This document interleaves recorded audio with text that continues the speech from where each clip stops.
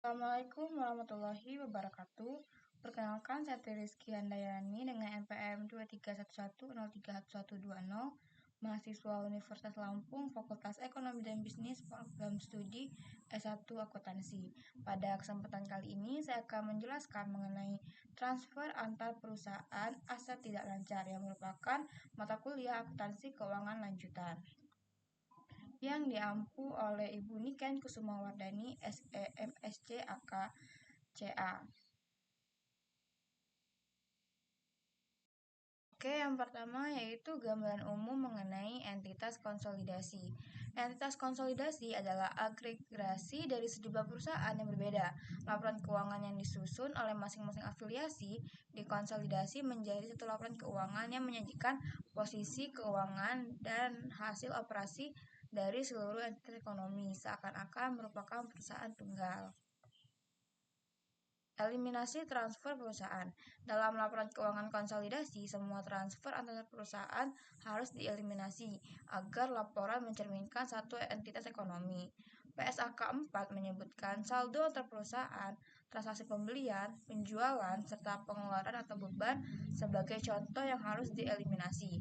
Eliminasi ini berlaku baik untuk anak perusahaan konsolidasi, berfokus pada konsep entitas tunggal, bukan presentasi kepemilikan. Jika konsolidasi terpenuhi, semua transaksi antar perusahaan dianggap sebagai transfer internal yang harus dieliminasi sepenuhnya. Eliminasi laba dan rugi yang belum direalisasi.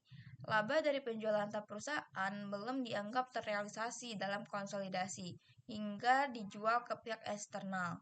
Penjualan aset antar perusahaan hanya mengubah lokasi aset tanpa mencerminkan pendapatan nyata.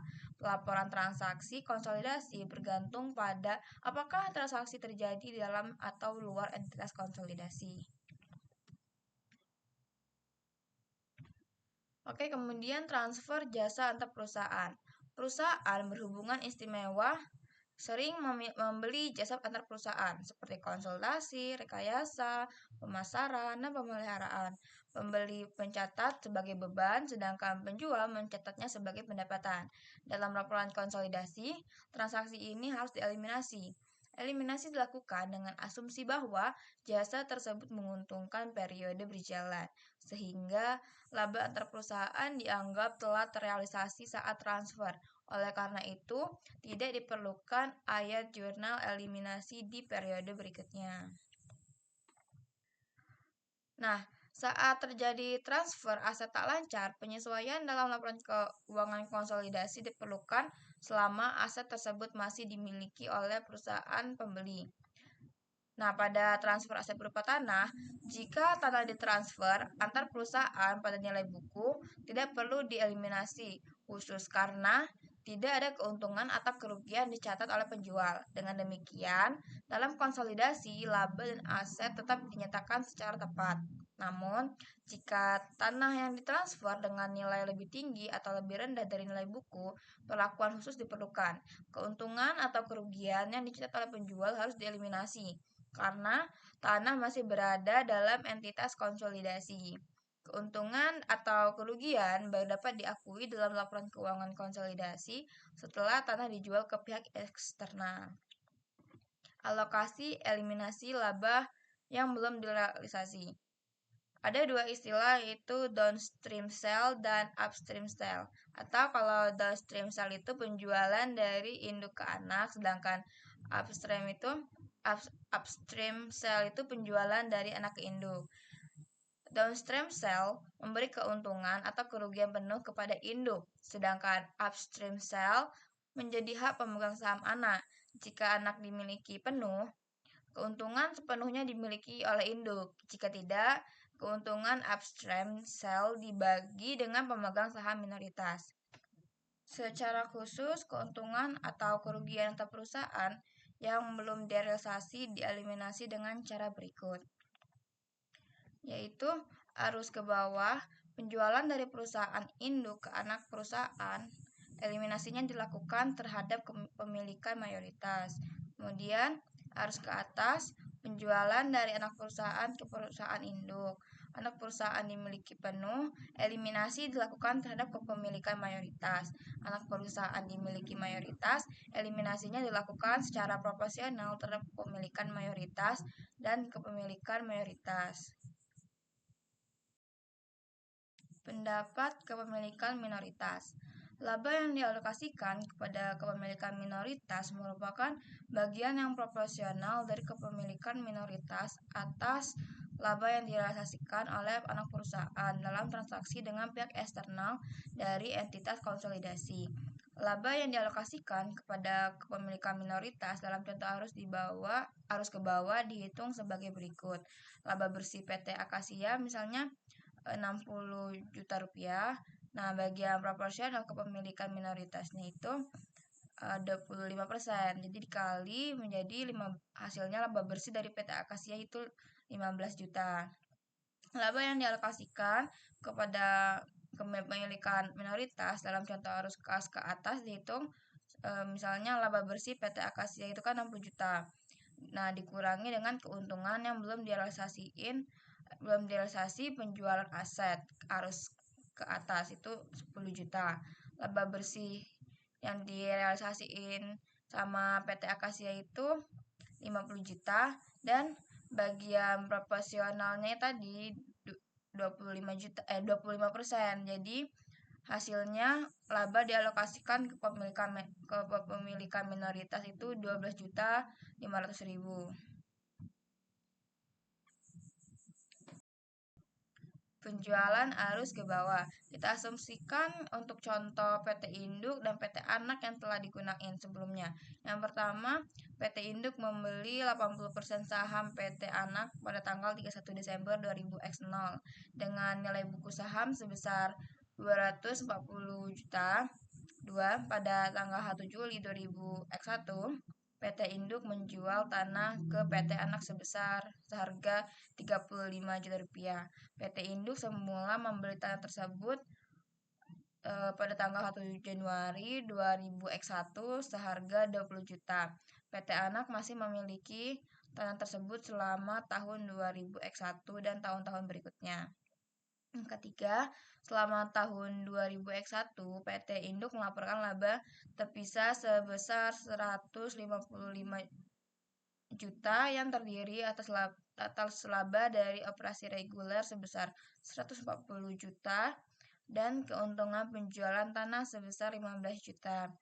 PT Induk mengumumkan dividen sebesar 60 juta, PT Anak melaporkan laba bersih sebesar 50 juta dan mengumumkan dividen sebesar 30 juta. Yang keempat, PT Induk mencatat investasinya di PT Anak menggunakan metode ekuitas dasar, di mana PT Induk mencatat bagiannya atas laba bersih dan dividen PT Anak, tetapi tidak menyesuaikannya untuk laba antar perusahaan yang belum direalisasi. Oke, untuk ayat jurnal sendiri yang menggunakan metode ekuitas dasar pada tahun 2001, ayat jurnal umum yang mencatat bagi hasil laba dan dividen dari PT Anak selama 2001 menggunakan metode ekuitas dasar, yaitu kas pada investasi. Kasnya 24 juta dan investasinya 24 juta. Ini didapatkan dari 30 juta dikali 80%.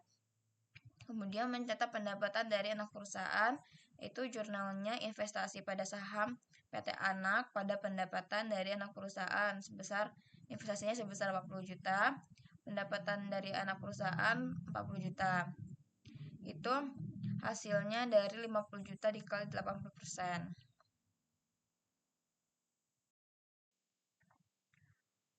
Oke, selanjutnya kertas kerja konsolidasi 2001. Yang pertama, ayat jurnal mengeliminasi perubahan dalam akun investasi PT Induk selama tahun berjalan.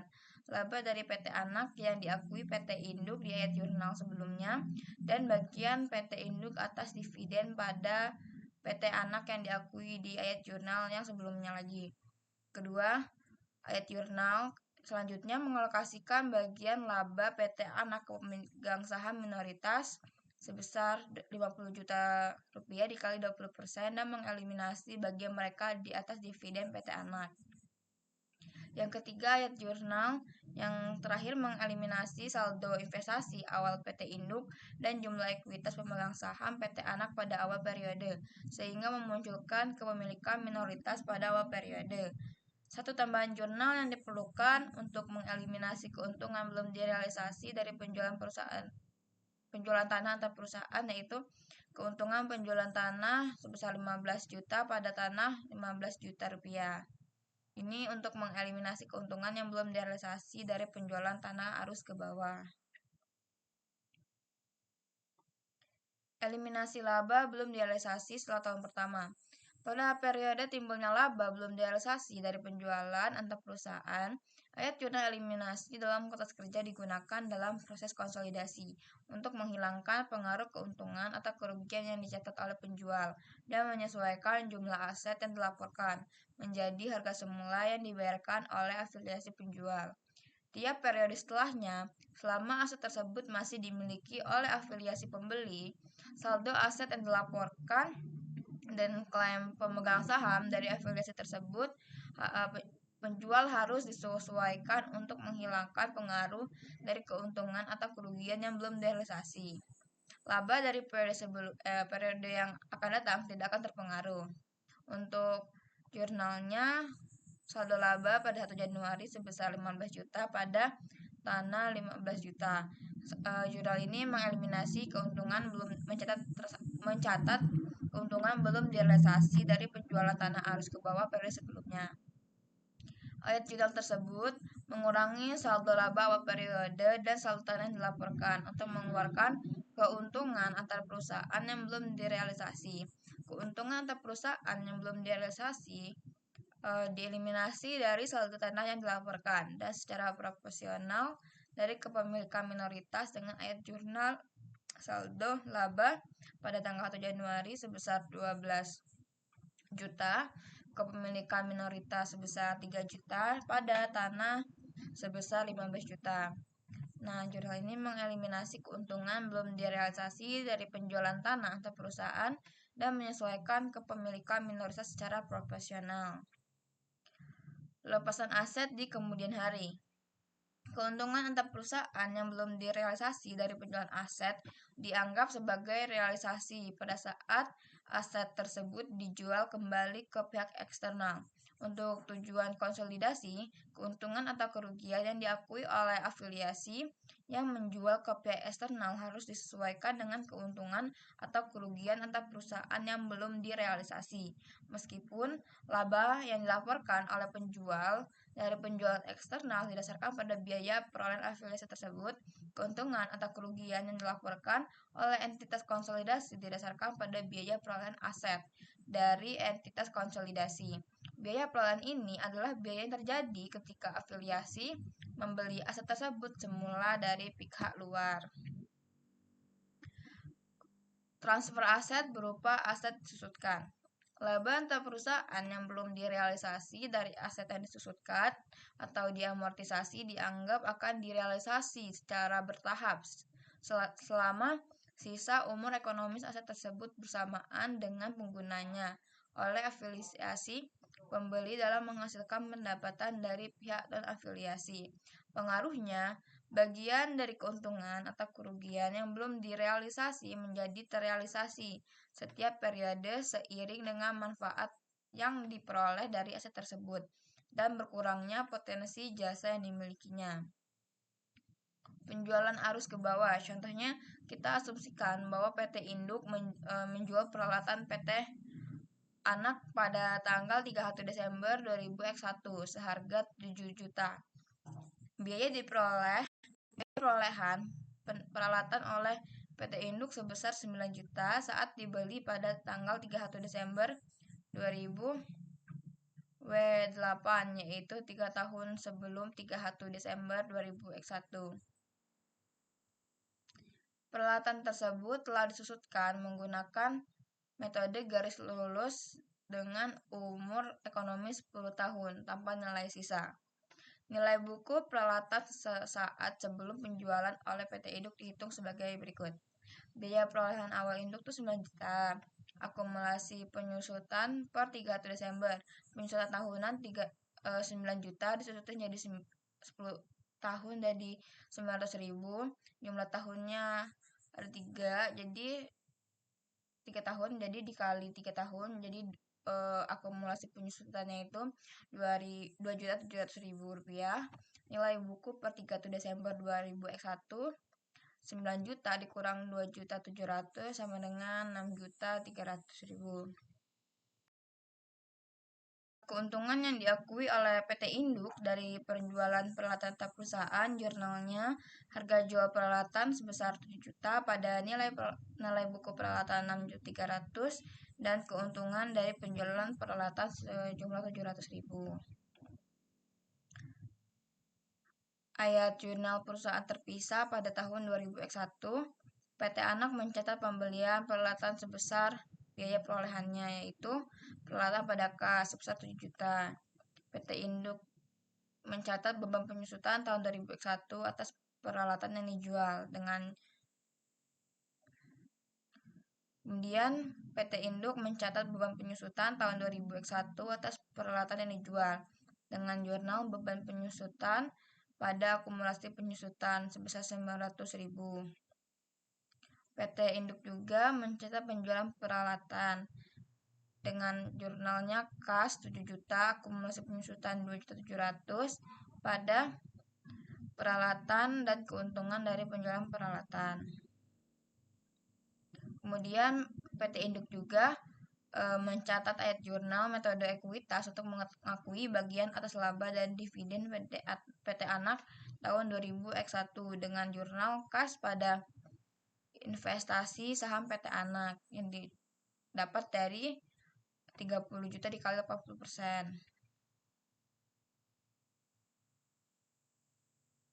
Dan investasi pada PT Saham Anak sebesar 40 juta pada pendapatan dari anak perusahaan sebesar 40 juta juga.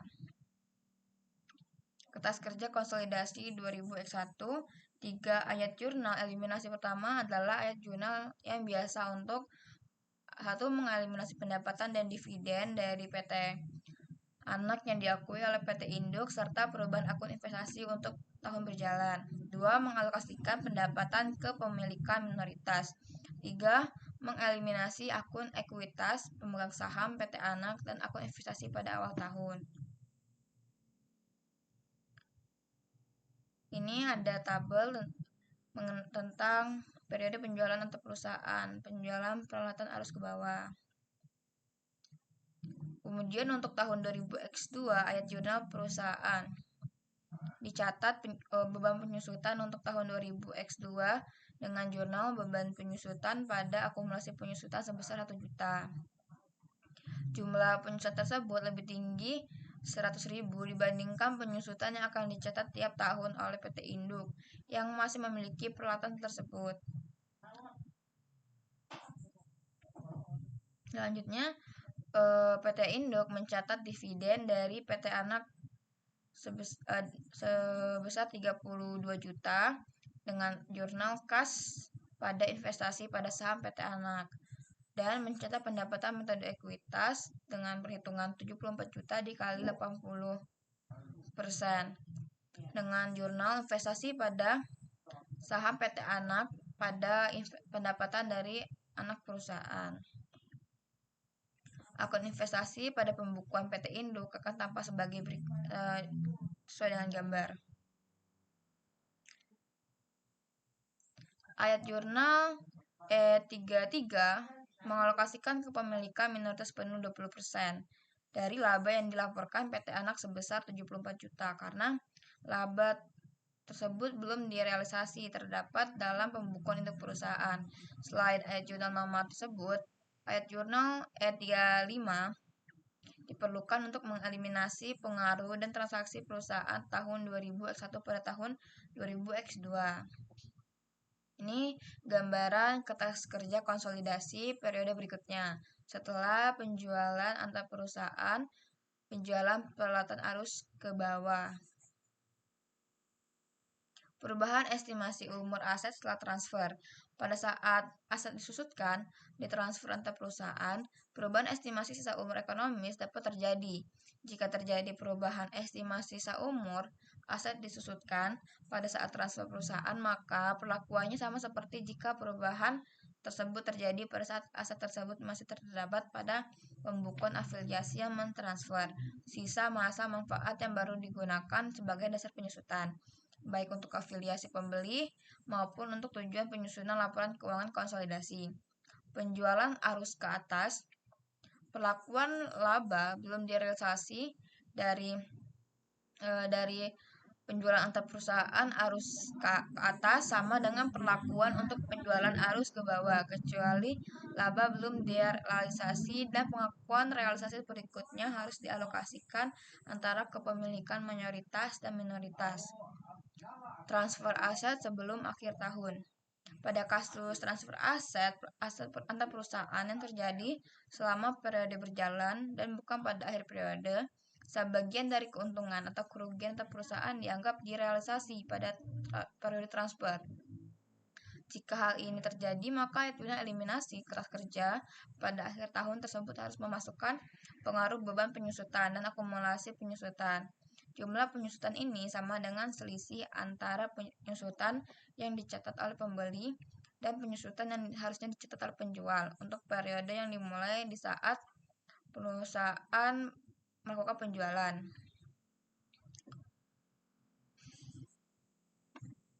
Selanjutnya, transfer aset berupa aset yang diamortisasi. Hak produksi, paten, dan jenis aset tak berwujud lainnya dapat dijual ke perusahaan afiliasi. Akuntansi untuk aset tak berwujud biasanya berbeda dengan akuntansi aset berwujud dalam hal amortisasi. Aset tak berwujud umumnya dilaporkan sebesar saldo sisa yang belum diamortisasi tanpa penggunaan akun kontra. Selain menetokan akumulasi amortisasi dari aset tak berwujud terhadap biaya perolehan aset, penjualan aset tak berwujud antar perusahaan diperlakukan dengan cara yang sama dengan penjualan aset berwujud antar perusahaan. Transfer aset tak lancar antar perusahaan dengan metode ekuitas disesuaikan penuh dan metode biaya. Induk perusahaan dapat menggunakan pencatatan akuntansi atas anak perusahaan dengan salah satu dari beberapa metode. Selama anak perusahaan tersebut dikonsolidasikan, metode akuntansi anak perusahaan di pembukaan induk perusahaan tidak mempunyai pengaruh terhadap laporan keuangan konsolidasi. Metode ekuitas disesuaikan penuh.